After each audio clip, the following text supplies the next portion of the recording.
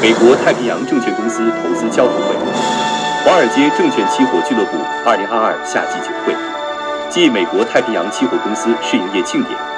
美东时间2022年7月29日晚上4点30分至8点30分，华尔街证券期货俱乐部 Wall Street Securities and Futures Club 美国太平洋证券 Global Pacific Securities US Inc. 简称为 GPS 和美国太平洋期货 Global Pacific Futures US Inc. 简称为 GPFU， 在纽约19W26TH Street 4楼雅博富友俱乐部成功举办美国太平洋证券公司投资交流。华尔街证券期货俱乐部2022夏季酒会暨美国太平洋期货公司试营业庆典。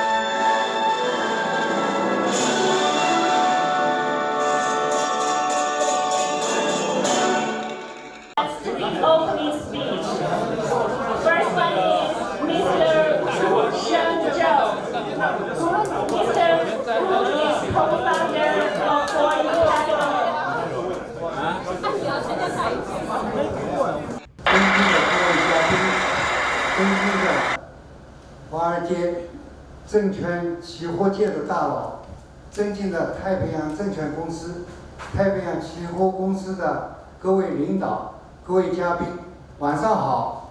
今天很高兴与大家齐聚一堂，来讨论证券金融市场的现状和走向，同时庆祝太平洋期货公司的试营业庆典。在这儿，我代表华尔街证券期货俱乐部，负担美国校友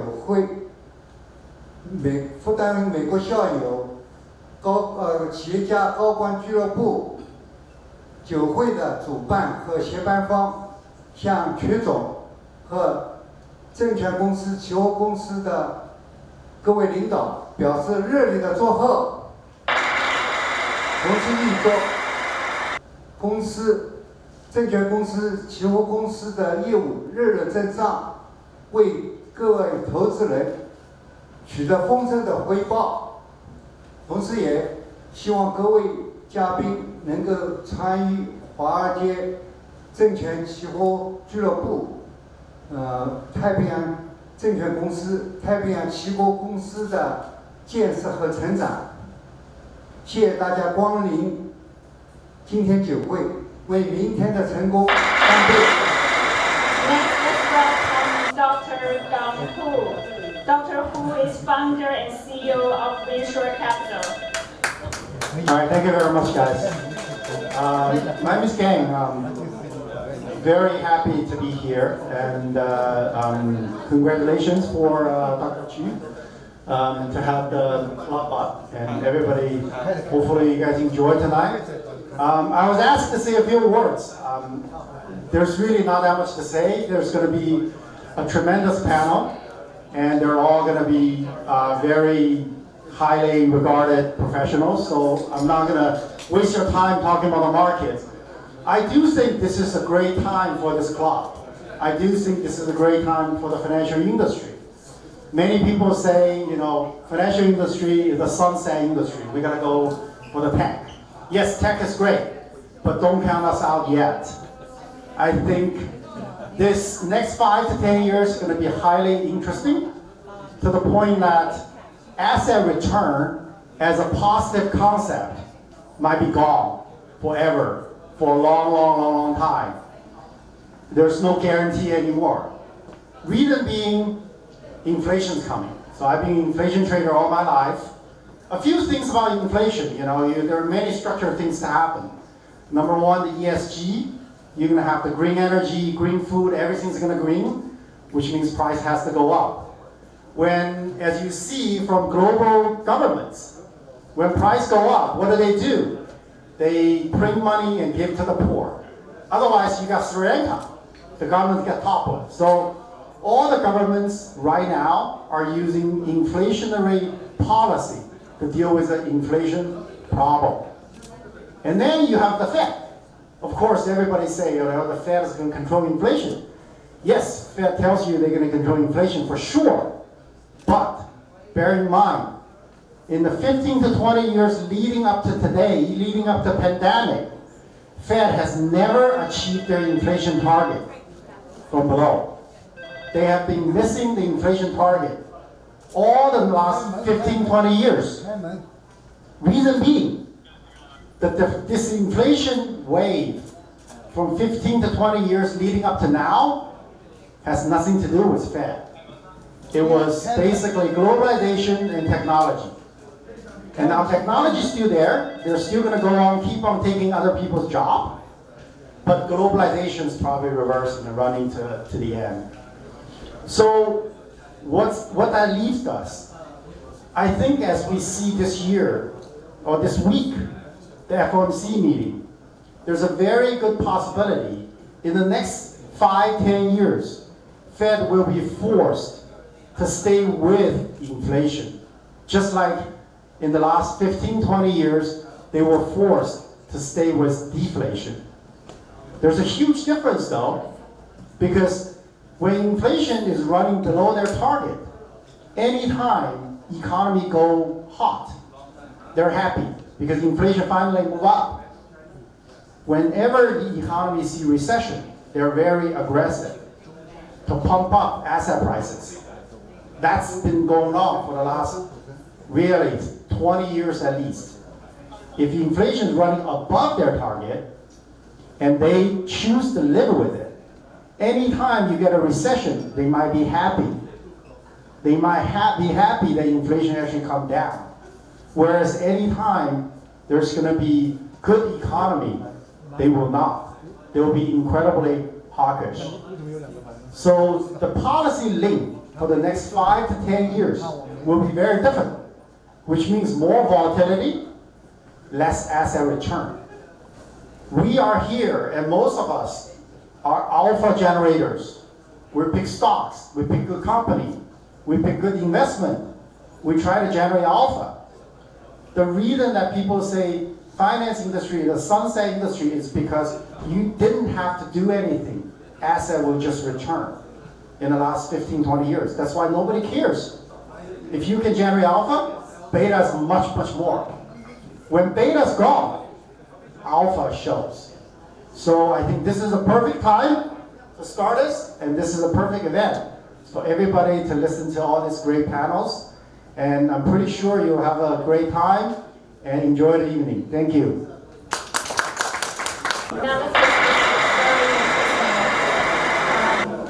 Next, let's welcome Dr. Ning Zhu. Dr. Zhu is portfolio manager at New York Life Insurance. And he will share his insights about macroeconomics. Very bad timing for this conference event. This is FOMC week, and I was pretty busy the past few days, and many things changed. And I would think this week as a demarcation line, to mark a turning point of Fed policy. So we're not officially called a pivot point, but I think most market participants think September could be a potential. I think that's more than 50% chance. We see the very last hike in September.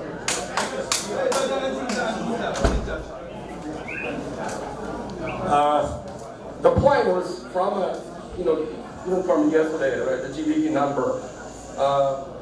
I know many people say, okay, this is U.S. officially GDP isn't a definition as when you have 2 quarters of negative GDP growth, but this is BS, right? So the idea of a GDP definition, the many definitions, World Bank use year-over-year GDP per capita negative, then you have a recession. And then in U.S., right? So this organization, NBER, who identify what period is a recession. It's a private organization. It's in Boston.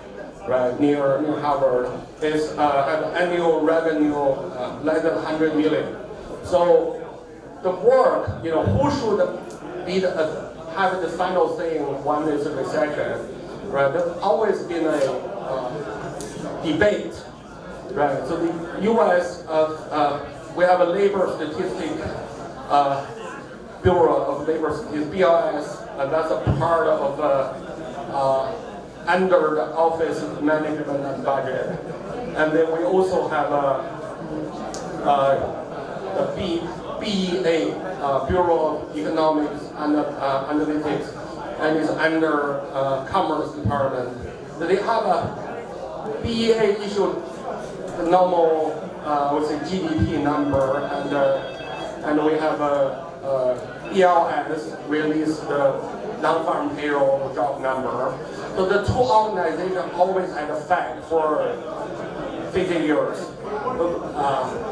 Both one have a right to identify, when it's recession or not. So until a point, the Congress said let's have a different organization called. Even though 1974, the commissioner of BLS, his name is Julius Chiskin, and who used to be a professor at the Rutgers University, would put a paper really to compete really from an NBER's official release. There's a quicker way to identify if we're in recession. That's 1974. He said, okay, let's look at the GDP. They're 2-quarter GDP. But since then, I think most theoretical study, we use the rules when we identify what is a trigger point of recession. I think most economic model even use GDP turning point rules. I have a little point to prepare myself. Okay. Anyway, so that's with that being said, at least technically we're already in recession, and the actual economic condition is actually far worse than this. And somehow with the market, I'm not a market every guy, right? I don't understand why the Nasdaq up 12% and S&P is up 9% for a month. But I know in what I trade, okay, first of all, we have a treasury. We started the treasury rate come down materially. Okay, 10-year all the way from 3.4 come to 2.6, coming 80 bips. And we have a credit, right? Credit spread tightened somewhat, but this month is all driven by double B rally. So triple C and junk asset didn't really rally. So as a bond guy, so today I'm in a large group investor meeting. We have about 70 people from different, mostly institutional investors, and there's some Wall Street Bank. We have totally a lot of debate on what is investable, what is not investable, how China is good or bad. But we have only one common agreement: is we're heading into a recession, and credit spread will widen. We're bond guy, we're not equity guy, right? So probably the next few minutes, I know that time is short, and then you guys are probably eager for more drink. So I quickly go over what I think with economy, with what is bad, and then I come up with early this week before the FOMC, right? So my perspective is there's clear evidence of slowing in U.S. economy. So look into those, and later on we can see the component, the major building blocks of GDP. Except one item, most are bad. Consumption particularly bad. In investment, housing in particular bad, right? And we're not much support from a fixed business investment because profit margin tightened, right? So you have companies have earning slowing down, but bigger part is you see big tech companies slowing down their new hiring, right? So same token, manufacturing would slow down their fixed business investment. We also have a very poor outlook for inventory investment. Government spending, physical policies is over. The time of massive physical stimulus, that era is gone, right? It's done.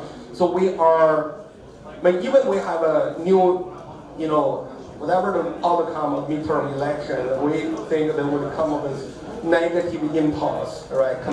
Particularly compared to last year. And next export, Europe, China, both really bad. So you don't really expect U.S. Export to pick up anything.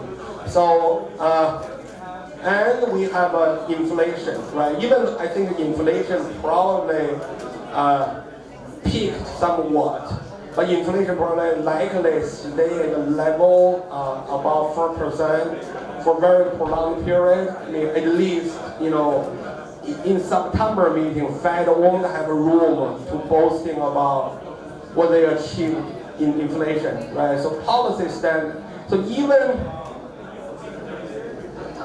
beginning of this year, the Fed say at what level policy rate will become restrictive, right? They think 1.5, 1.75 is still stimulus, very loose. But beyond 2.25, right now it's 2.25 to 2.5, right? So the point is, even the Fed agrees it's restrictive, right? And we have a financial market, some concerns if the Russia, as we approaching winter, Russia reduced supply to Europe, and very last is what it might be one. I think my view could be wrong, is we suddenly get a point. China suddenly has a bank run, right? And a couple million real estate investors refuse to pay their mortgage, and we suddenly get a deflation scare. So that could happen, but I think the risk is judged as very, recently judged as very low.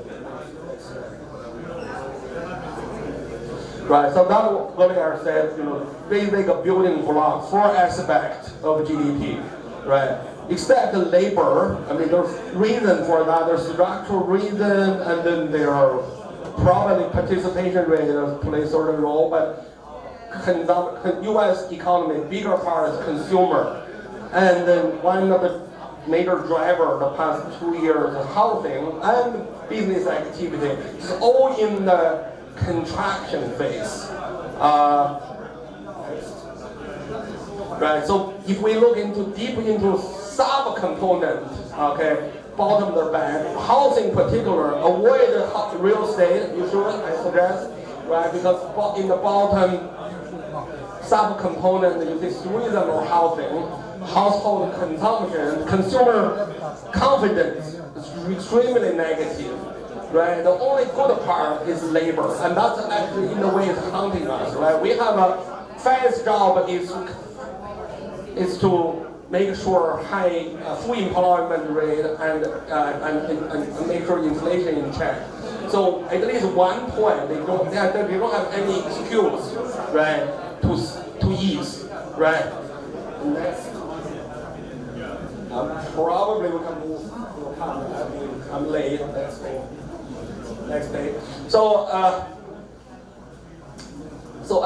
I think many of you guys probably agree we may have a slowdown, maybe a modest recession. I think for me right now as a bond guy, why I'm a particular bullish on bond, right? As a bond guy, right? If I'm just a trader, I expect rate to come down. But once rate come down from 3% to 1%, I make money one-off, then my game is over. The rate becomes 1%. What I like about this market for bond is, I think, okay, although we have a recession, but however, rate won't come down a lot because inflation is sticky. On the other hand, even beyond this point, I don't think even we have, when the Fed coming in rescue, we have some recovery, and I don't think the rate can back up. And the point is, I expect a very sluggish, Let's welcome our guest speakers to share their insights about several special topics. First, let's welcome Dr. Li Chen. Dr. Chen is founding member of Big Fish Value Art Fund. Today, he would like to talk about U.S. stock investment.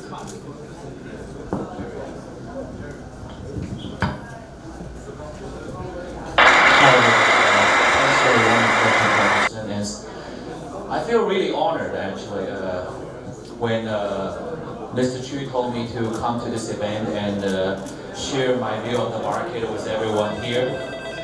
And it got me nervous because I never stand up and talk. I think the last time I did that when I was I was defending my PhD thesis. So since then, no one called me doctor. Wall Street doesn't care about if you have a doctorate degree. They only care if you can make money, if you can buy low, sell high consistently, and that's all. So that is true. So Dr. Hu gave us a very good overview about this year's market. So I just want to add some. But before I do that, I quickly introduce myself. So I have been on the sell side trading since given my career, the whole career on Wall Street. So I started my career on Wall Street in early 2000 when the internet bubbles burst. And when every senior people tell you that all the good old days are over, you come at the wrong time. And you know what? Things actually are not that bad. So I started Lehman, then Merrill, and JP. So I choose to retire 3 years ago at JP. During my 16 plus years on Wall Street, I've been focusing on trading fixed income products, like derivatives on fixed income, options, interest rate swaps, mortgages, or some benchmark indices. So I have been dealing with, or I have to deal with macro situations. Like I study macro policy, study economic trend, and I try to study the Fed reaction function, like when they're gonna hike rates, when they're gonna lower rates. Although in my short career, they have been lower rates more often than hiking rates. So this period is going to be very interesting for all of us.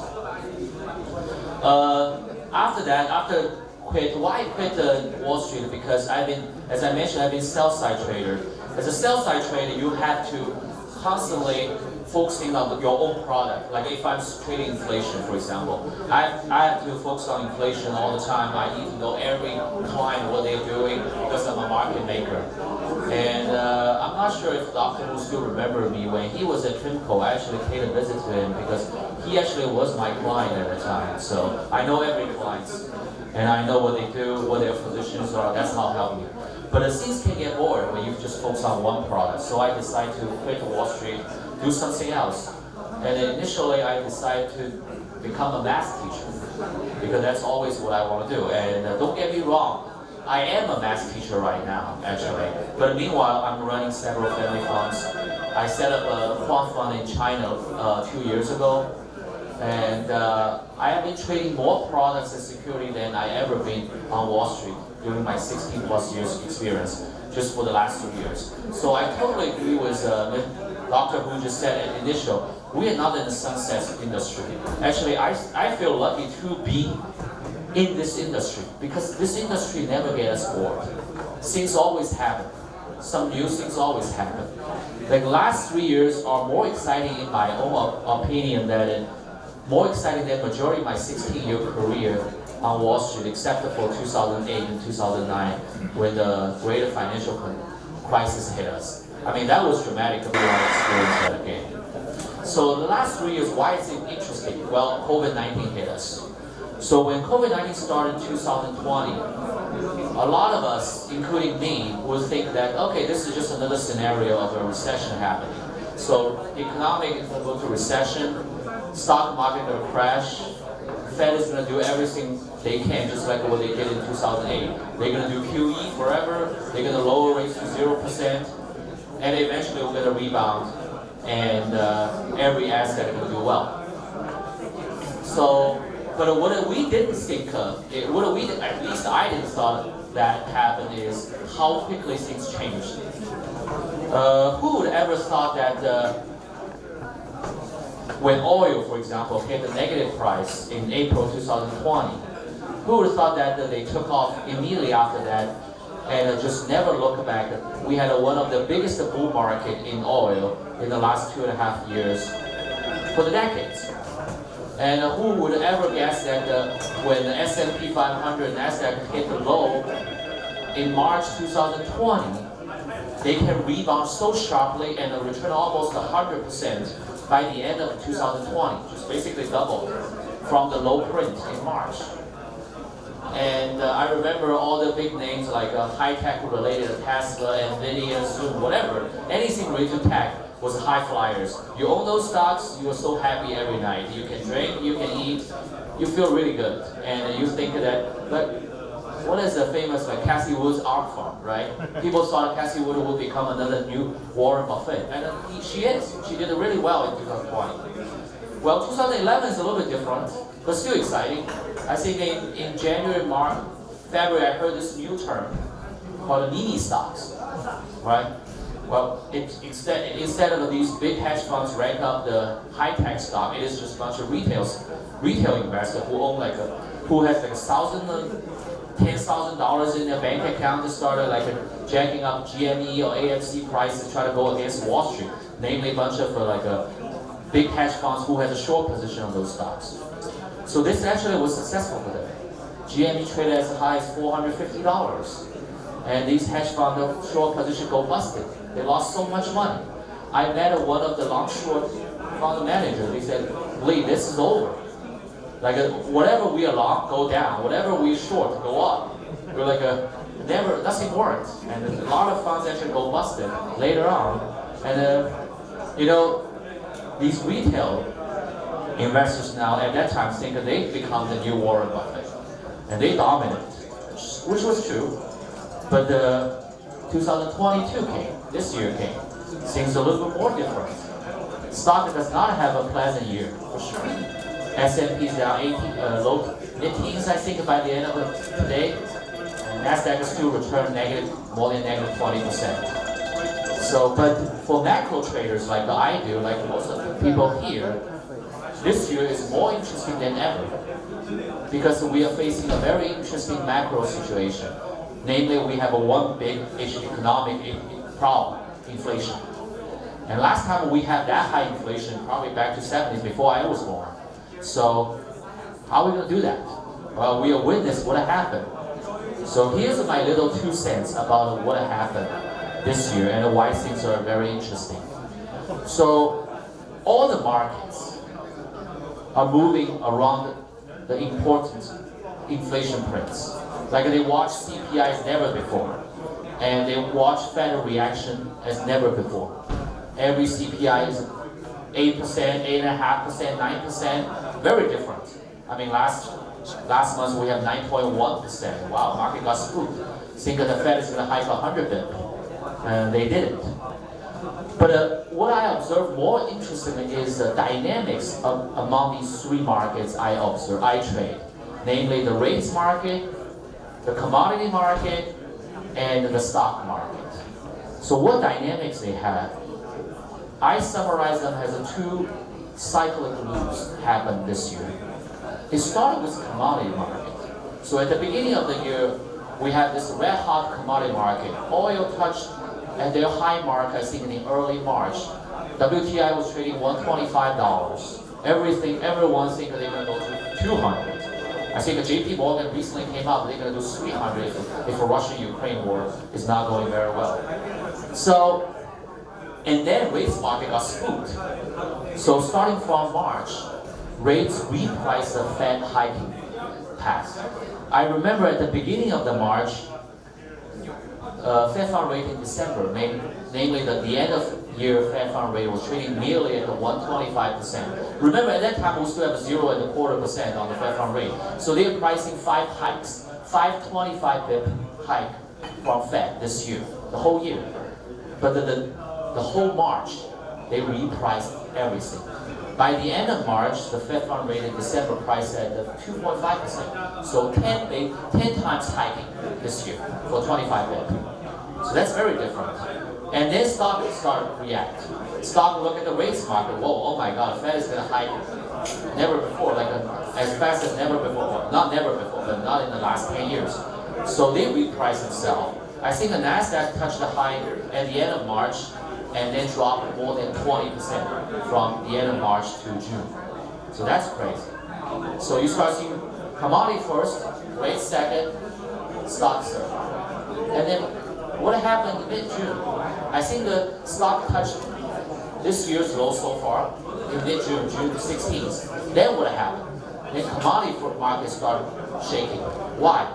Because they do believe the recession is going to come. Look at the stock market. Look at how aggressive Fed hike rates.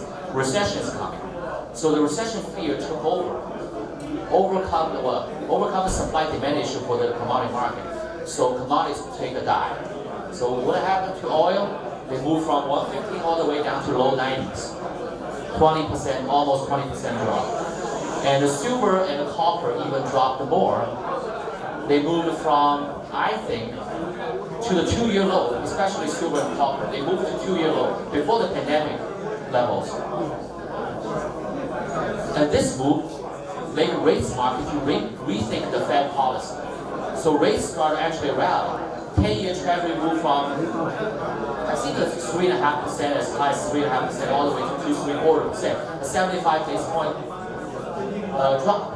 And at the end of December, Fed fund rate, as we talked about, moved from 3.75% at the June meeting all the way to 3.5% to 3.25%, 50 basis points. But more importantly, market instead of pricing hiking, they start pricing easing from that. I think that the second half of 2023, if you look at the front end curve, it actually is lower, meaning that people think. Oh, thank you. Thanks a lot. As I said, a lot of you probably here has more experience, better expertise to this market. So please interrupt me anytime if you have a question, comments. So hopefully we all share the view and then we do better in the future. So as I said, we reached the low on the commodity after June, and we reached the high on the rates. And then June meetings start change differently. And the commodities start lower, rates start going lower. And the stock market loved this move. Loved the move from both markets, so they actually start recover. Nasdaq returned almost 15% from the low print in June. So the two cycles I'm talking about is all leading by, both led by the commodity market. See the commodity market go up, rates go higher, stock go down. Recession fear took over. And then you start seeing commodities, because of recession fear, commodity go lower, rates go lower, because they see the Fed is not going to do as much aggressive things as they initially expected. And then stock market do high. But what did we observe in the last 3 days? Well, July meeting this Wednesday was good. Fed hiked 75 basis points, but they are a little bit dovish than people think. So stock rally. Well, today we got another good number. Everybody should be happy. And but more important to me, commodity actually rebound. Copper rebound 10% from this week. In this week, silver rebound 10% this week. Oil regained $100. I think they closed below 100 as I was on the train, but they went above 100 today this morning. Brent above 110 this morning. So that made me think, if Fed do nothing, or Fed start getting a little bit less hawkish, supply-demand issue in commodity markets still not get solved. We might go back to March again, meaning commodity going to rally, rates eventually going to realize Fed is going to hike, rates going to go higher, stock going to eventually go back. So in my view, these two cyclical loops are going to continue with each other for a while, and we're going to stay in the range bound until something happens. Some external shocks break out these loops, or some Fed policy going to break these loops. So the first scenario, in my opinion, will happen is Fed got what they wish for, namely the soft landing. So they hike rates, demand slow down, and eventually supply issue gets solved a little bit, commodity price stabilize, Fed achieve the inflation goal, we go back to normal. Stocks will probably trade up a little bit. I would say S&P probably between 4,200 to 4,400, maybe 4,500. Rates will be between 2.5% to 3%. Oil price will be probably hopefully below 80, between 7 to 80. But as I said, that's what the Fed wish for. That's not what we think. That's not what I think would happen. That's a very low odds. If I would assign a probability, that would be 20% at most. And the second scenario is Fed actually do something, like what they did in 1970, late 70s and 80s. They hike rates, no matter we're in recession or not. Remember, back in late 70s, I read a lot of these days, Fed hiked even in recession because they tried to dampen the inflation. Inflation was double digit, 15% to 18% some of the CPI prints. So Fed actually hiked rates even in the recession to just get inflation down.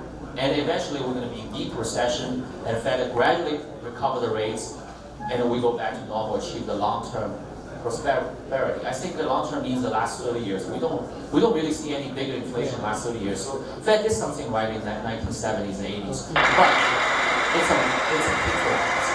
它不会直线的上涨，就是美国股市呢，它这个大波段涨呢，中间呢是有很多小波段，就是叫做周期性的，就是假如说我们说大级别，比如说月级别，还有周级别、日级别、小时级别。那我们现在周级别呢，小波段呢，下一页，这是美国股市，我们今年呢是第27次的熊市，我们现在到这，所以说我说呢，现在说 market bottom 的话，我也不敢说，因为有什么呢？现在都2次 GDP 都 contraction 了，是不是？也不知道会不会衰退。所以说呢，这个是现在到这个位置上，所以麻烦下一页啊。说美国历史上呢，熊市的平均下跌23%，然后呢，平均上涨呢111%，所以说我们基本上现在已经接近比较底的位置所以说它就是说我们大波段有17年，小波段呢是每4年一次，4年一个 cycle。比如说比特币也是4年一个 cycle， 对吧？比特币它到4年它就是你挖矿你就加倍才能挖得更多啊，所以它也有这个 cycle。所以说我预测比特币是明年3月份到底。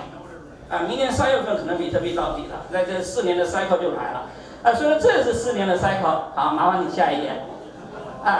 那为什么说这一次的股市下跌，我不敢说它到底呢？因为根据4年的周期预测的话，要到这个股市要真正 bottom 的话是2004年，不对，2024年，就是说还没到。为什么呢？你看这一波跌下来，你看2000年、2020年跌下来，股市马上就反弹上去。为什么呢？我这个蓝线的是美股盈利，就是不是 PE 前置市盈率，股市跌了，这个 PE 也跌下来，就便宜了。但这一次你看股市从这么高跌下来，这个 PE 没跌，就是说没有便宜。就是20年疫情的时候，我们还真便宜了，所以你买进去就赚钱了。你这一波呢，它跌下来它没有便宜，为什么呢？华尔街公司是因为生意不好，疫情期间生意没有不好，大家过的日子更好，政府发了很多钱，是不是啊？公司照样还在那个点钱。这一波的生意不好，所以呢公司的盈利下来，所以说 PE 它没有变，PE 基本上没有变在这里，所以并没有便宜下来。2000年的时候，2020年的时候，咣就掉下来了，所以股市很快就反弹上去。那你说我是没有证据？那下一页我给你看证据啊！你看这华尔街把61%的公司的盈利的都调低，61%公司只有39%调高，所以盈利是一直在往下调的。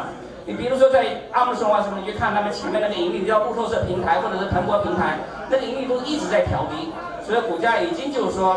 PE 嘛，你 E 低了，你 P 低了，现在还是低，所以是一样的。好，下一页。那我们现在大概处在估值的历史位置，这个预线是5年平均，这个是10年平均，就是属于10年平均、5年平均以下，的确是不贵的，但是非常便宜呢，还不能说。再下一页，再下一页。那从大波段来说呢？我们现在在这个位置上，这个图呢，通道线呢，就是从2009年的底部拉上来的，就是我们的第2个这个17年的大周期，在这个支撑位置上，为什么说那个摩根斯丹利说它的 Standard & Poor's 它的 target 是3500点？从技术分析来说，我估计他肯定也是看图的了，那就是3500点。现在3800这回回去了，3500的确也是有可能的，也不是说没有可能的，因为这个 monthly 的 momentum 是很下的，很弱的，非常弱的。那我们再往下走，再讲。那最近这一段呢，是 rebound， 其实你可以猜出来是有 signal 的，市场反弹是有 signal。这个是季节指标，就用过去15年把每年股市走的，然后给它统计出来，这就是所谓的 summer rally， 就7月份你看股市都是涨的。我这个指标呢是那个这个彼得林奇他的首席技术分析师菲尔兰格他做的，我交钱买的，对不对？我交钱买的，就是这个7月份呢就从这里开始，我们现在就在这个位置上，然后到8月份可能就走不动了。8月份可能就走了，这个是 seasonality， 因为技术分析嘛是4大要素：价格、成交量、时间和心理因素就是价量时薪4大要素下一页，这是时薪。另外一个呢，就是投资人已经吓个半死了，这个是看空的投资人这么多，看多的投资人这么一点，看空的投资人这么多，就说投资人该卖的人都已经卖了，所以说这是反向指标，所以它也要反弹。就说价量时薪反向指标，刚才价格我们也说了第三个成交量这是投资日报的这个已经是 B 了 ，B 的话就是买入的，已经买入，从 C 呢就是买入跟卖出差不多，到 B 的话就买入的比卖出多了，接着到今天，这个是宽广度，就是上涨股的远远比下跌股已经多出来了，所以股价呢从这里开始，如果你真要买的话，应该是这一天开始买，就3100左右那地方就开始买，所以说呢。我可以把这回定义叫做熊市反弹，就是叫做 bear market rally， 就是说到不到底的话，还要看咱们大家就是说业绩做的怎么样。好，另外一点呢，就是这板块，就说美国有11大板块，那每个板块你到底钱是放在保健业还是放在科技股还是放在公共设施是不是？那我把这个11大板块的周图做下来，你们看见吗？这5个人是一个 group 的，这5个人是一个 group 的，这3个人是一个 group 的，这3个呢是保守型的，就是可口可乐这些，就是说这些属于 stable， 这是 utility， 这是 healthcare， 他们是最近资金没有流出的，这个3个，像这个是通讯金融科技房地产信托这个非日用品资金都是大量流出的，大量流出的。然后这3个呢，能源、原材料、工业呢，能源是在顶部下来的，工业是横盘快要下来的。所以说我用用 model 跑出来以后呢，他们各个行业板块出来什么 cycle 呢？下一页所以出来这个 cycle 上头，科技股、finance、communication 这几个呢，已经到了这个 late downtrend， 就他们已经掉很多了。他们已经掉了很多，到了late downtrend了。而这个呢就是 utility stable 跟 healthcare 呢，就说没有跌，就说资金大家市场不好，钱都往这里去，所以他们是在这个顶部。能源股呢是冲过高了，冲到顶部了，所以说可能会有 correction 一些。这个原材料跟工业股已经下来了，你看中国是原材料用的最多的，对不对？中国经济大家不用说，都比我清楚。好，然后呢，你说到底谁会回头呢？这里有盈利在这里这个每个板块的盈利在这里，因为时间关系我就不说了。说大家呢就是说，记住我这一句话：如果你没有时间，你就不要买别的，就买 SPY， 也不要买 QQQ， 也不要买什么，不要一口气买，也不要去 time market。每个月找一天你认为是你的 lucky day， 就那一天每个月就买进去把钱分开买就好了，你就不用管了因为你们也没时间，是不是？你们也不做风控，因为为什么我跟一个 Stanford 的一个 director 非常熟，他说你不要买，他说我们 Stanford analyst 就帮你做分析的，那不好的公司给你 kick out 的，好的公司给你放进来，是不是？你们不要浪费时间要么你就找我买也可以到时谢谢大家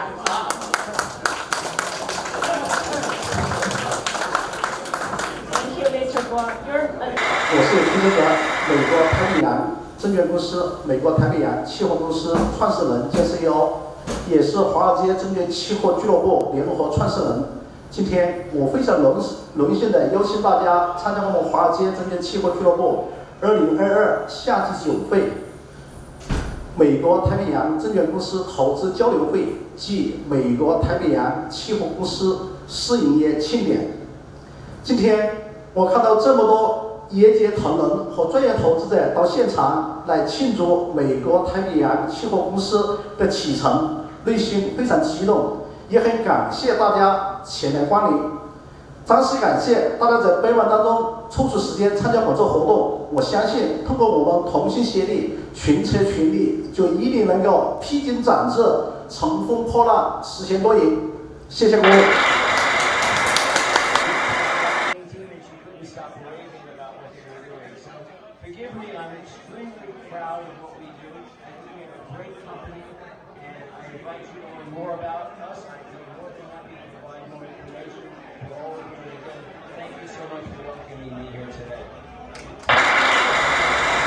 今天呢，非常有幸来到太平洋证券公司成立的仪式的那个现场，这也是我们那个华人社区一个非常振奋的一个时刻。我们那个太平洋证券公司总经理创始人曲正德先生，曲总8年前来到美国，那时候我们很清楚的记得他那时候第一次参加我们复旦校友会举办活动的时候。然后呢，他就做了一下非常低调的自我介绍。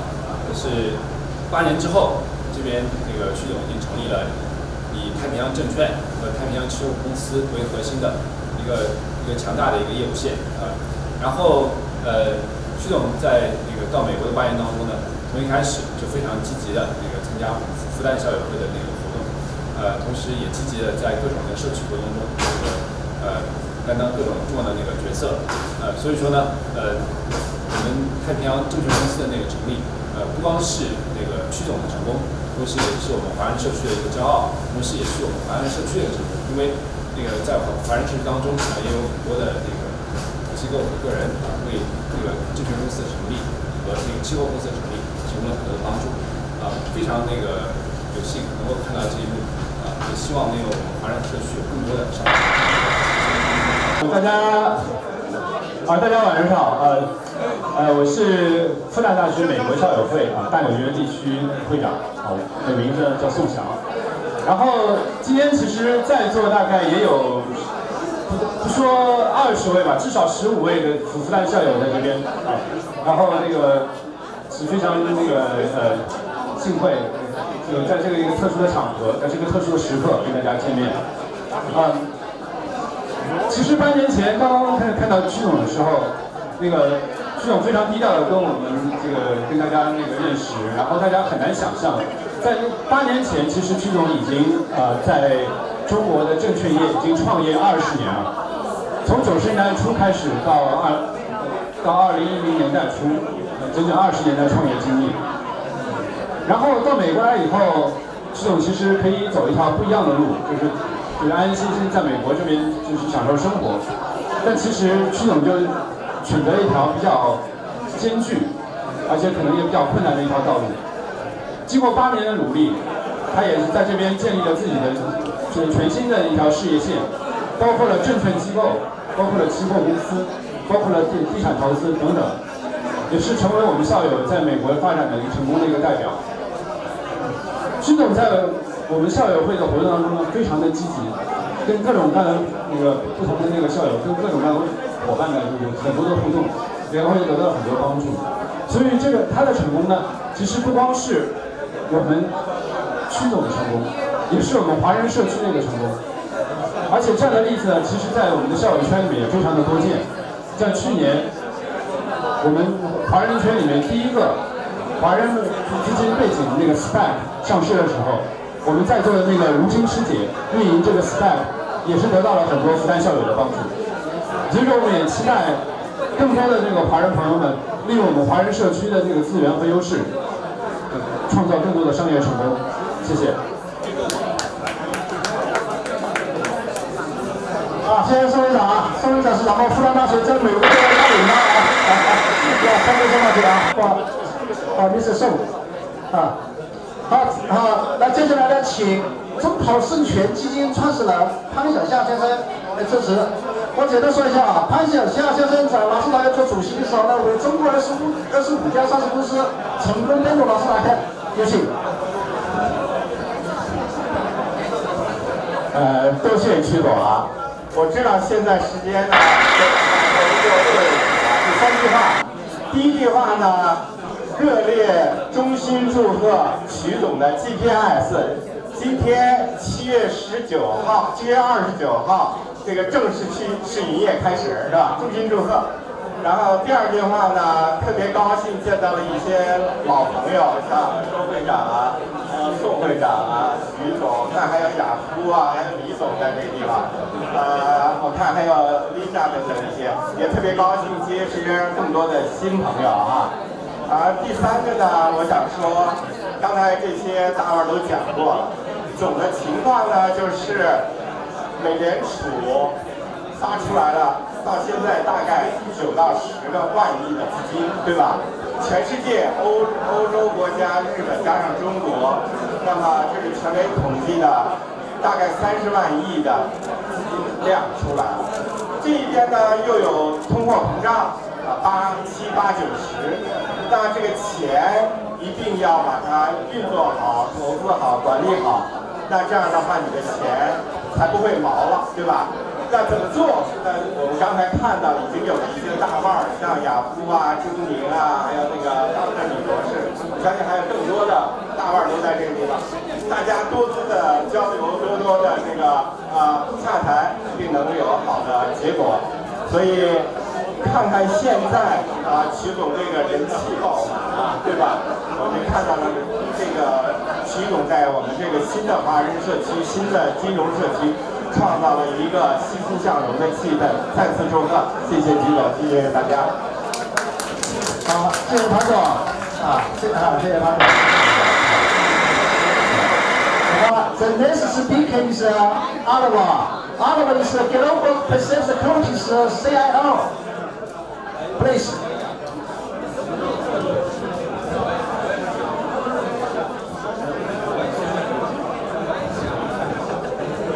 Thank you, Abner. It's a delight to be here.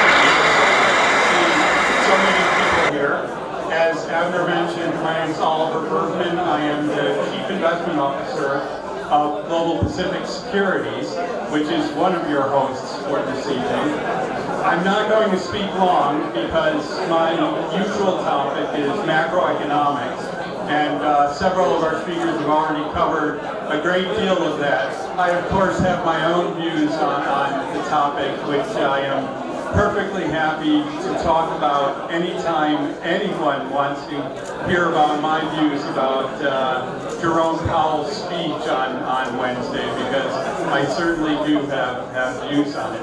That being said, let me talk quickly about Global Pacific Securities. So, we have only been around for a short time, but we are already gathering momentum. And Abner showed you some of the transactions that we are working on. And it's really encouraging to see how receptive the usual private placement community in New York is to having an entry like ours, like Global Pacific Securities. Because the nature of our investor base really encourages people to give us attention. I think we are going to have a great deal of transparency into the clients that we are able to offer to our investors. That being said, catch me later, and I'm happy to talk about any of this. But I would very much like now, maybe even the best way to give you an idea of what Global Pacific Securities is about is I'm going to introduce one of our clients. Jerry Ballin is the Executive Vice President of KiwiTech in New York. And some of you have probably seen KiwiTech's material. If you have not, just give me your contact information or take my business card. I'm happy to send you the material. Kiwi Tech is an incredibly exciting investment opportunity, either with convertible bonds or senior secured debt. I'll let Jerry talk about the business model, but this will be a very good example of what Global Pacific Securities is working on. Jerry?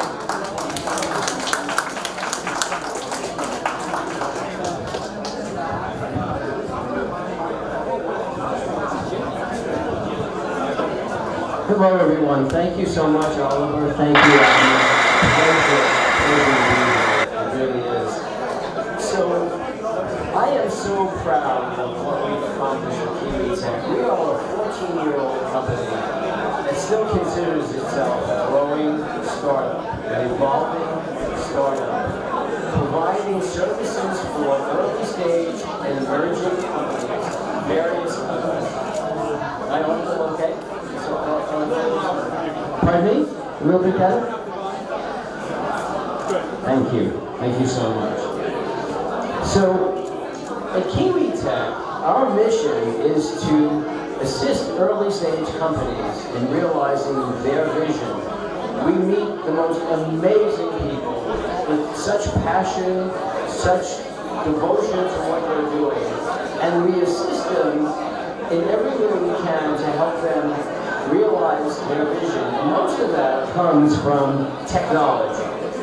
It's not that all the companies are technology companies per se, nor do they need to be, but technology is often the backbone of what they do. And often the point at which they get stymied, and if they can't continue and have credible services, they can't continue to grow. So what we realized was that the best way to help these companies is to not only invest in them from a technology perspective, and we have an in-kind model where we reduce their cost of development in lieu of a little bit of equity, usually through a fair market warrant, so it's an in-kind service, but we also work really hard to build a network of credible investors that we bring to these companies to help them raise capital. Prior to COVID, we did face-to-face events like this, where we started to build our reputation amongst investors in 15 or 20 cities around the country, and then internationally, to help them raise funds and to grow. And then when COVID hit, we turned all of that budget for in-person services into a virtual network of webinars. We did over 100 events last year.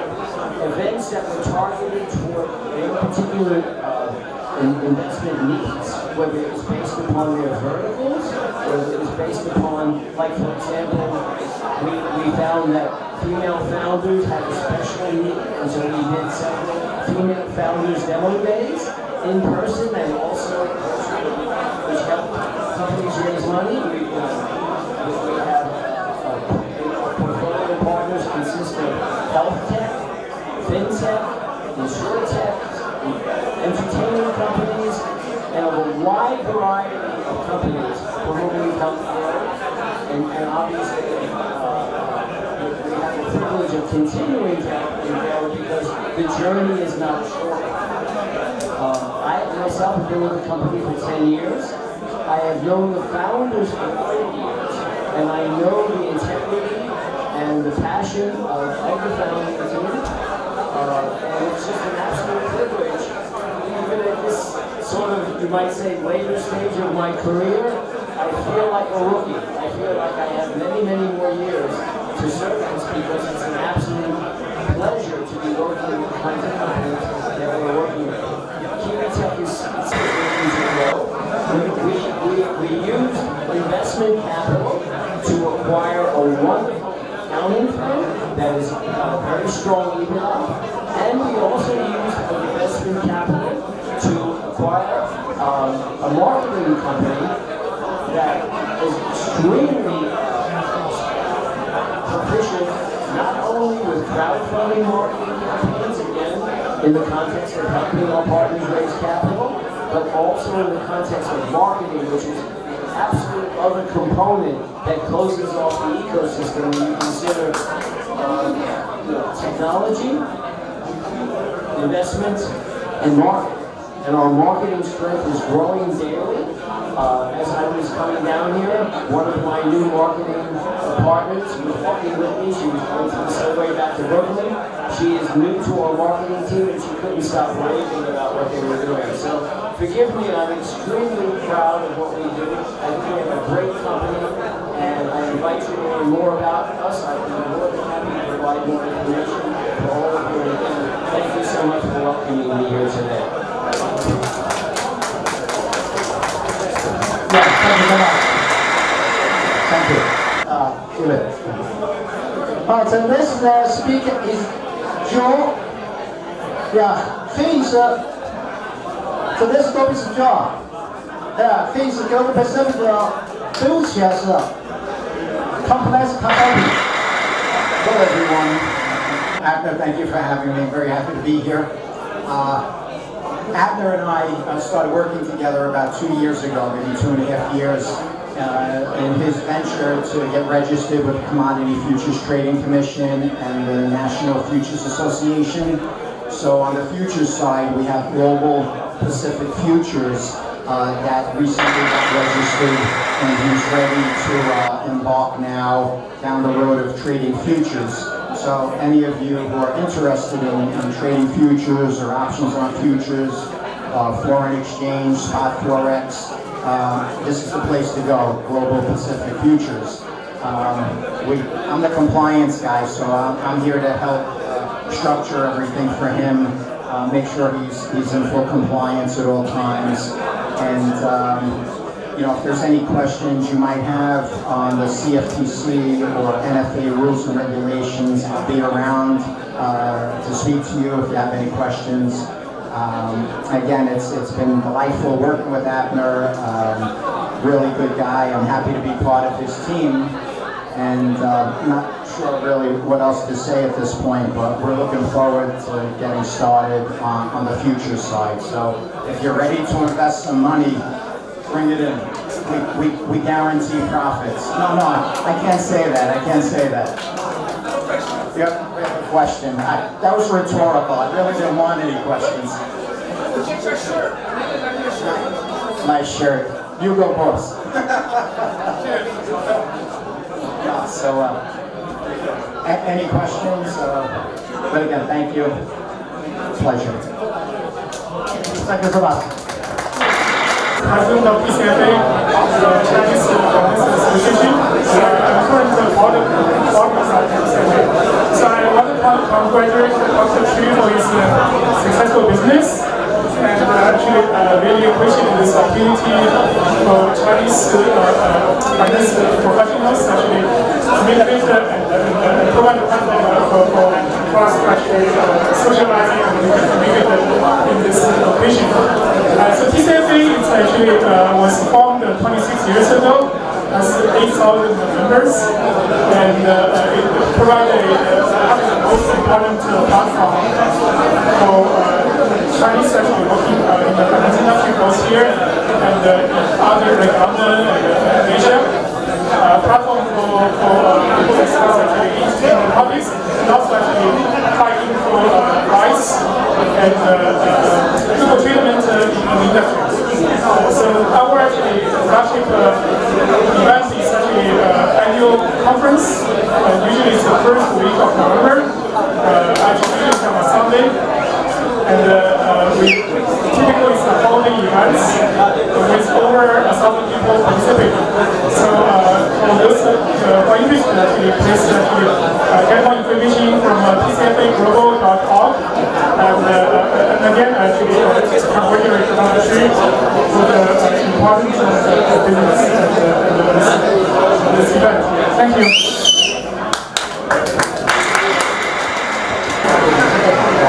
好，接下来请亚洲证协会弗兰肯马致辞。弗兰肯马是亚洲证协会现任主席。Thank you, Abner.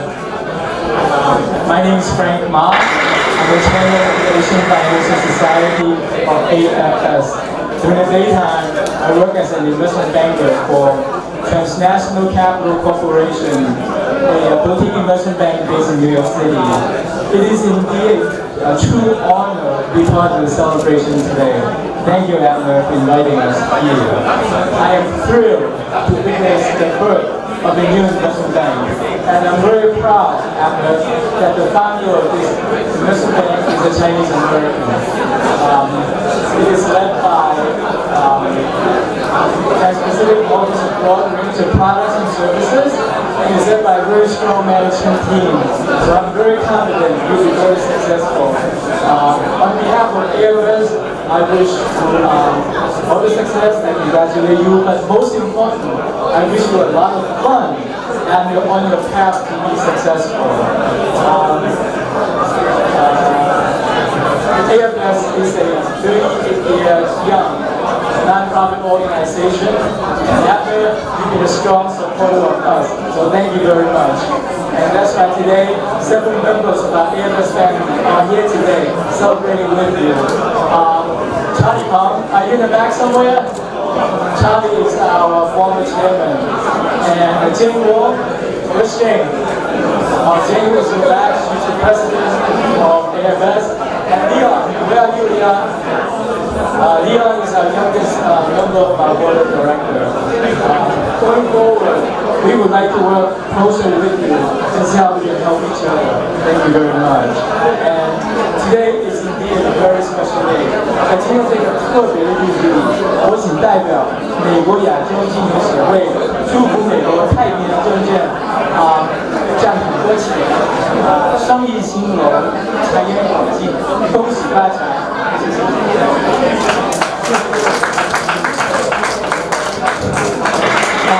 谢谢毛利恒之主席。接下来有请美中国际商会军董委员会会长陈凯峰博士致辞。好的，谢谢区会长，很高兴今天来做这个分享，就简单讲几句吧。首先也祝贺这个咱们的公司营业一切兴隆，好吧，生意兴隆。那我就简单介绍一下我们现在在做什么。我们现在一个呢是我们是一个叫汇盛金融I'll speak English so I'll just give some I'll give some quick introduction of what we are doing, and I would love to have work on things together. So one is I'm the chief economist at Horizon Financial, which is a registered investment advisor. We're based in New York, and we manage wealth for the ultra net worth family, movie stars, entrepreneurs, CEOs, etc. And we set up family trust, life insurance, etc. That's one of the business. And the other things we are doing is that we run several SPACs. One is healthcare SPAC. As you all know that human beings right now, I think 90% of the population will get cancer down the road. So what we are doing is we invest in companies that will treat glioblastoma, which is a very aggressive type of cancer. And so that's biotech deal. And also we're working on a fintech deal. And that's our SPAC deals. And lastly, also I'm teaching at NYU as a professor. I teach fintech and global risk. So if any of you are interested in any of those, feel free to be in touch. Thank you. Bye. Thank you so much. 好，接着有请我叫张鸿飞，我是这个清华企业家协会负责海外的，在清华企业家协会呢也是校友会，跟校友会其实没有关系啊，就是清华校友做的一个企业。大家可能在纽约看到我们比较活跃的是那个航气化这个我们做的。今天呢非常感谢曲总的邀请啊，这个老朋友。任何时候我们一定会来捧场啊！这个我是祝曲总这个生意兴旺啊！那下面我就介绍一下那个清华企业家协会自己做什么，好吧？这个清华企业家协会就是大概是有500个会员，全球，在北京、上海、硅谷、纽约，包括波士顿，还有日本、欧洲都有分会。基本上是清华这个做企业做的最成功的一些吧。这个你们可能这个很多大家都听说过这个各种各样的企业，比如说爱奇艺啊，最近国内这个很多半导体公司啊都是清华的这个我们的企业家协会会员。我本人呢是在华尔街做了很多年，后来呢觉得这个刚才说的这个是已经夕阳行业了。也不是夕阳行业，但是我就找下面一个朝阳行业，是吧？所以我现在就专门做 PE 和 VC 的投资，专注一个人工智能、生物科技，还有现在投区块链这3个大的。所以我们现在，当然了，我个人的这个兴趣还是投餐饮的，大家很多人都认识我，因为我投餐饮投的很多，这是个人兴趣。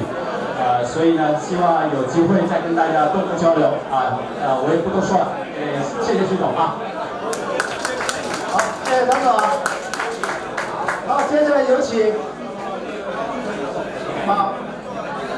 马文业。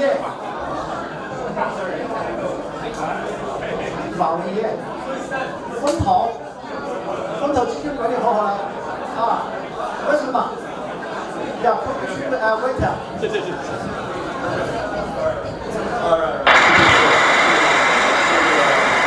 我接起来有一个 speaker 讲说，到明年crypto 会4年周期好，就稍微聊一下这个比较为什么呢？今年周饭是第一次跟那个破产律师一对一起打。虽然我以前也是律师，但是跟破产律师是的。当然我没有 I'm not rich enough like Trump I need a bankruptcy。因为什么呢？因为他们大的老板想要去代表这些 trouble 的 crypto firms 做 bankruptcy。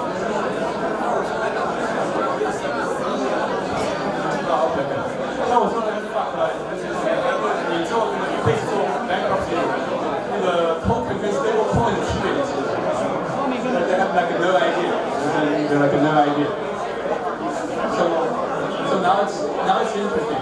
你要想为什么大的 law firm 它现在要开始做这个 crypto bankruptcy？ 因为我们确实到了一个比较有趣的一个时间点，所以这个 crypto regulation 要出来。这都是因为 DCE 有一个人在推这个事情，就是 ACC chairman 叫 Gessler。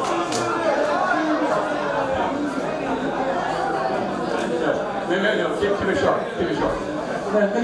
那 Gessler 其实他也是推动这个中概股退市的这个人，所以你就比较能理解他在推这个 crypto 的 regulation， 他要把加密货币把它监管。那么他是一个很重要的一个 catalyst， 因为他第一次现在他把 Coinbase 的几个人去做这个 inside trading， 那么 SEC 把这个 case 拿到手的话，就等于说这个 token 就是 security， 所以他是从这个地方他一个切入口就还是很厉害的。那么由此他又会 trigger 另外一个 Washington DC 另外一个很 powerful 的女人，她要推这个 regulation。但是这不是 Nancy Pelosi， 是那个 Yellen。Yellen 一直要推这个 stable coin regulation， 他每一年都要推，那每个月都在推。所以你就有这个 stable coin， 然后再加上要有这个整个 federal regulation。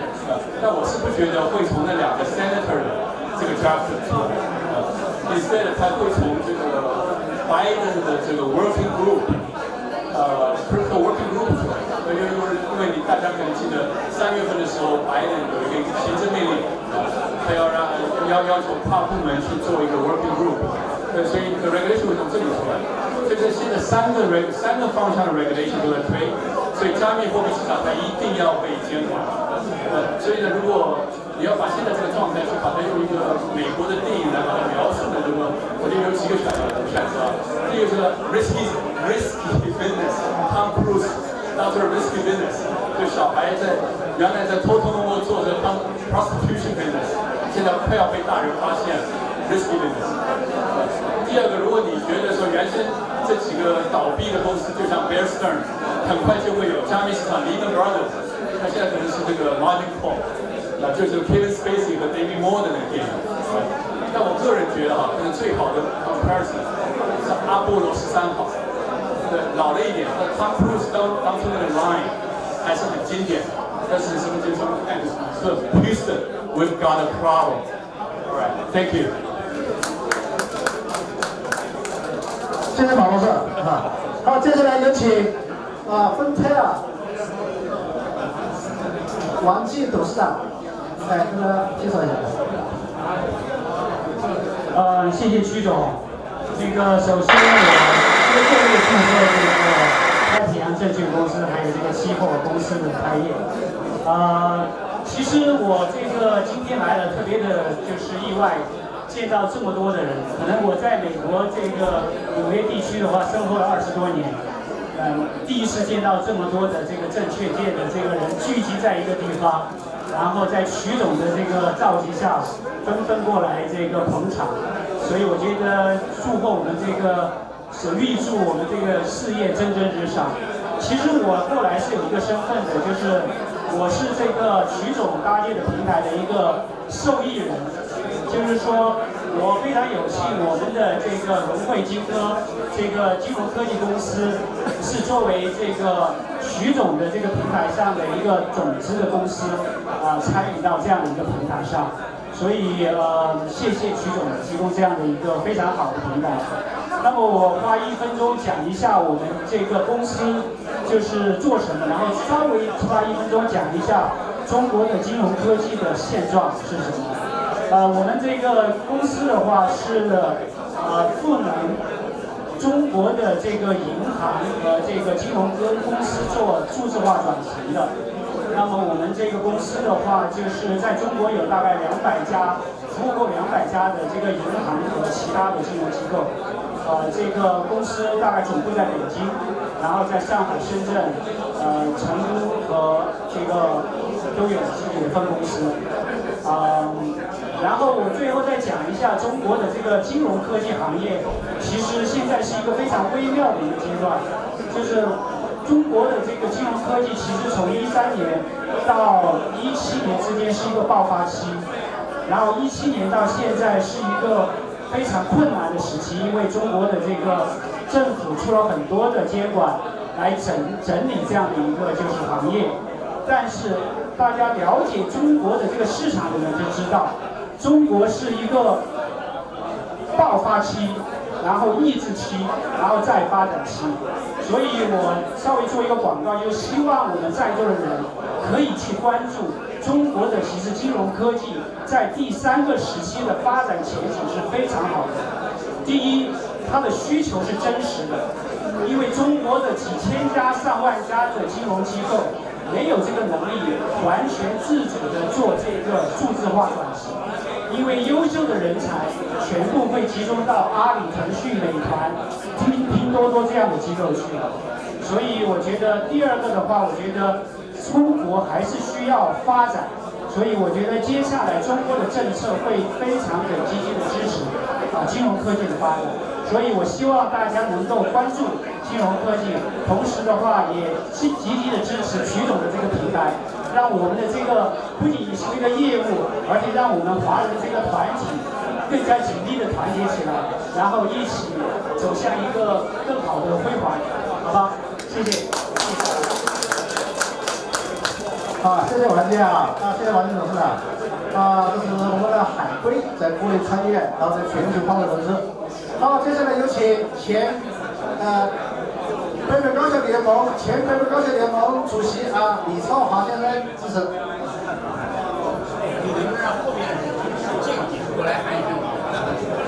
后面的朋友，前面这些很牛的人来给我们做讲座，听一听别人牛的人，他们有什么要说的，静一静。后面的朋友，静一静，谢谢。很快是有2个人发言了，很快5分钟左右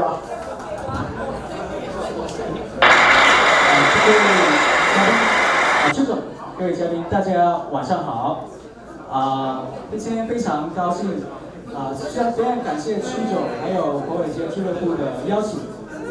第一次来到这么漂亮的这个场地，觉得非常的高兴，也看到了很多老朋友，认识了很多新的朋友，觉得真的特别的高兴。今天还看到了朱总的女儿Linda 也在上面。那 Linda 今年呢，她刚刚是考进了哥伦比亚大学，所以这边大家有没有掌声可以掌声这么小的？Linda 有在吗？Linda 可不可以出来 ？Linda 有在吗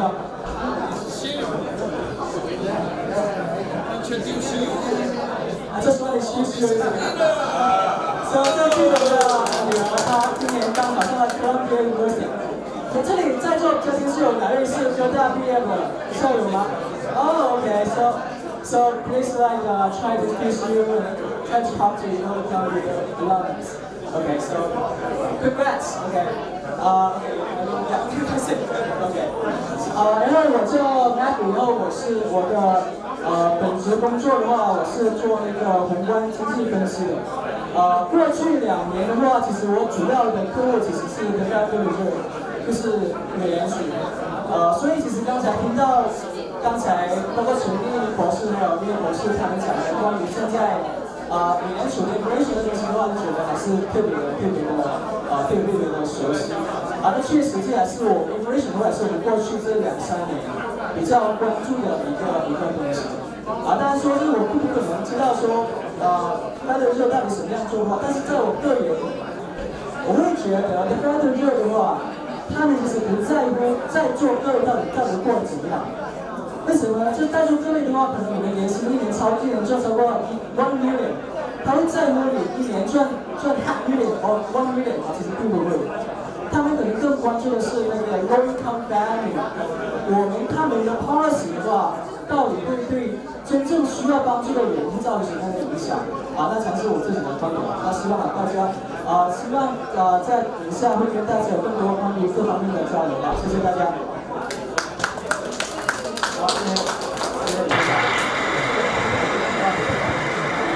好，接下来呢，请今天最后一位发言嘉宾是瑞法证券高级董事总经理郭大江先生。我来介绍郭大江郭大江同志呢，现在是我们的合作伙伴，现在是目前在瑞沃证券Securities他是我们的中国证券市场来到美国市场的经纪人。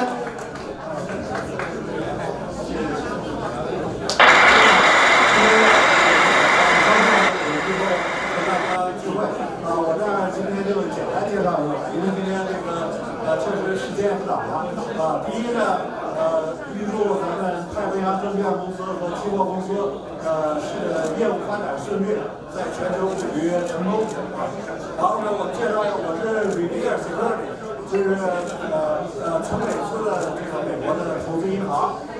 我呢是投资银行的负责人，我们有美国的全部的牌照，就是做投资银行。做销售交易，做资产管理，这个财务管理，也跟咱们这个徐总是通力合作，开拓美国市场。所以，如果大家未来有机会有企业来上市，无论是这个中国企业、亚洲企业，特别是咱们美国的企业，美国华人亚裔族的企业，都欢迎和我们这个交流。咱们在美国要立足于美国，做美国的企业上市。第二个呢，就是财富管理，就是我们争取把这个亚洲的钱，拿到美国来，投资美国的资本市场。我跟徐总介绍，咱们要向巴菲特学习，做这个 Never Bet Against America， 咱们要投资美国的资产市场，然后呢做长期的投资。所以我们投资美国的股票、债券、期货，还有房地产。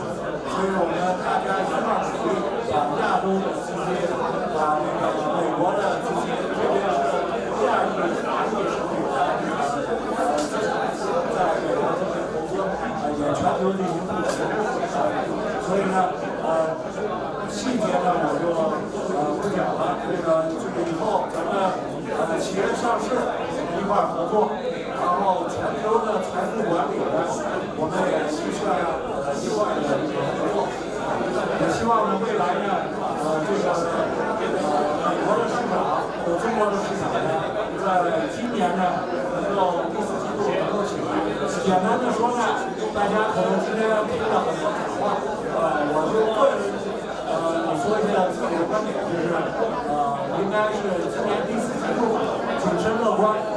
由于美国宏观经济、美国政府的政策，到现在基本上资本市场的调整都基本上快到位，所以在第3季度，随着所有的不确定性，美国宏观的这个GDP、美国的就业市场、美国的通胀市场都稳定下来，美国的这个政府的这个货币政策、财政政策稳定下来，特别是最近又有这个芯片发展，所以美国政府政策发展，最后呢就是资本市场随着最近的这个盈利啊、业绩啊都还比较健康的，所以基本上第3季度再波动一段，希望第4季度咱们能够回来，所以咱们希望第4季度再开一次小会，这个时候股市上来，咱们大家都高兴，好吧？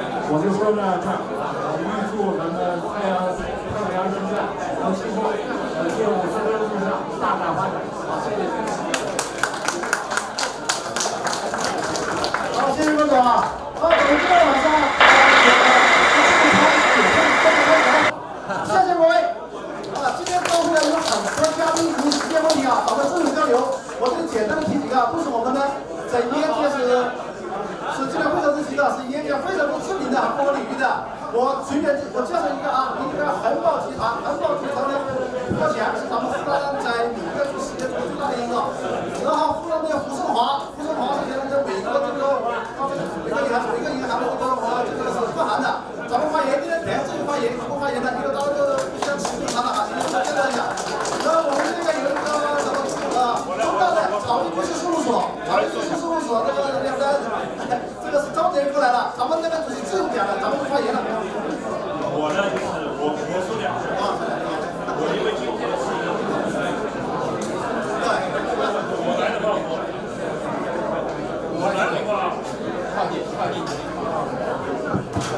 话，我还带了个礼物给你，因为一个小的话就是大号，但是今天的招待有机会，随着我们的努力，你们的股东是为什么开始？Where's the question? Maybe, hey, come over here. Yeah, come over here. I'm going to give this tree another old friend.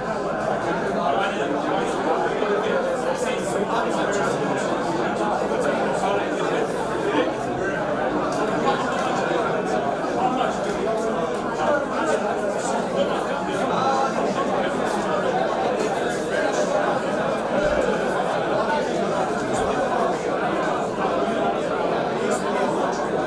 Yeah, I'm going to give their potentially could be $1.3 billion.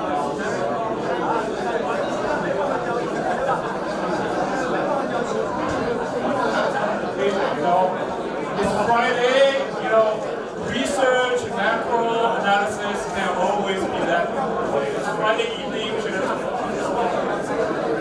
present,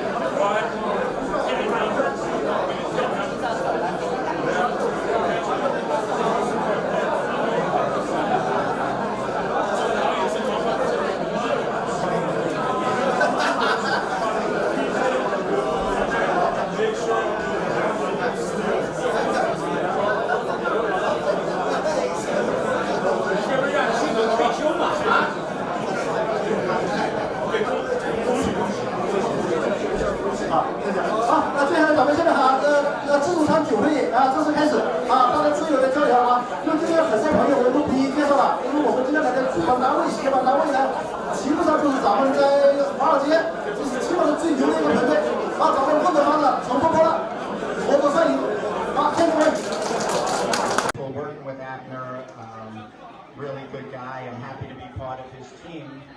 And not sure really what else to say at this point, but we're looking forward to getting started on the future side. So if you're ready to invest some money bring it in. We guarantee profits. Zen from MSV TV, and we have your names. Hi Zen, I'm Derek Tobacco from. Sorry, go ahead. From Velox. Hi Zen, my name is Damian Milek from Velox Clearing. Okay, so what do you guys do here? So we are a clearing firm, and we are very excited for our new venture with you guys. And I am doing the securities lending business. So we cover all the short sales. For any of the traders that would like to short stock, we cover the shorts. We specialize in hard to borrow stocks. So the stocks that usually have a very small float, where people are looking to short, usually like when an IPO comes out, a week or so afterwards. So we have an API for easy to borrow stocks and hard to borrow stocks. And we allow the traders to short everything we can allow them to short within the regulations. So that's one of the businesses that I head up. And Damien is, we do all types of clearing services. And do you guys have partners? Well, yes, we're all partners. We are working together. I'm here today with my operations supervisor, Duke. And we are slowly transitioning towards development of the firm. We are taking care of our clients and structuring the deals for them in a way that both parties are extremely happy with the collaboration. Amazing. So how do you guys feel about this meeting here? It was great. It was so exciting to meet so many new people, so many smart people in the business that have like visionaries. It was pretty interesting to learn, meet with new customers, new friends, new potential clients, and just get to know people and stay with like-minded people. It's a beautiful company here, and we're really excited for our new partnership. Great, we're so happy to have you. Right, we greatly appreciate your hospitality. We had an incredible time here, and we're looking towards future partnership together. Great.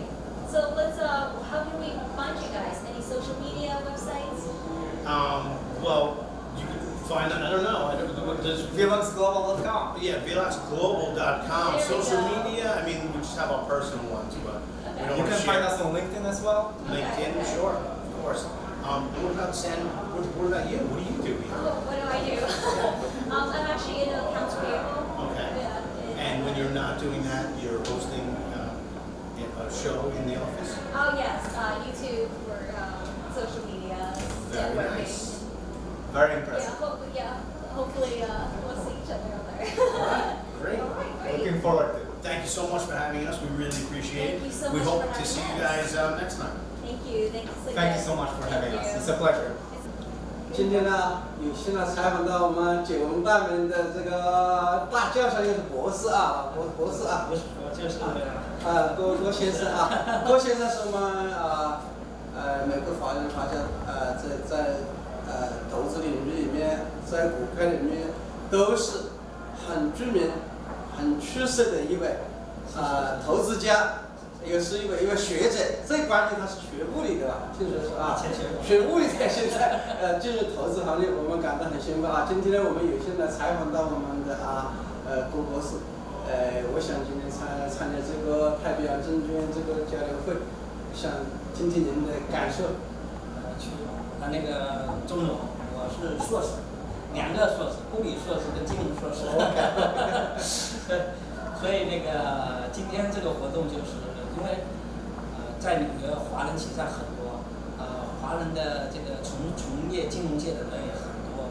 就是我来纽约从95年来纽约了，从来都没有参加过像今天这样，有这些华人这个在华尔街各个领域里面应该说非常优秀的人才呢能够聚集在一起。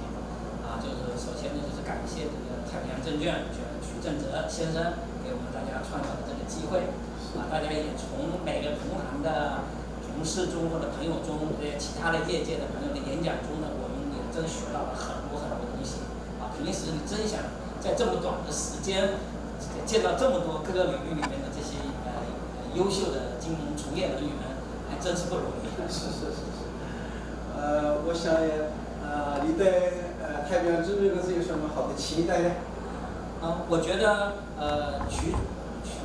许先生呢，他的确是就是说是一个做事业的人，而且呢也非常的经验，本着就是要把这个华人这个投资界的人团结在一起，然后形成一条龙的为华人服务的这样一个金融的团队，然后呢为咱们广大的海外的华人以及国内的华人提供服务哈，这个切入点呢也是非常非常好。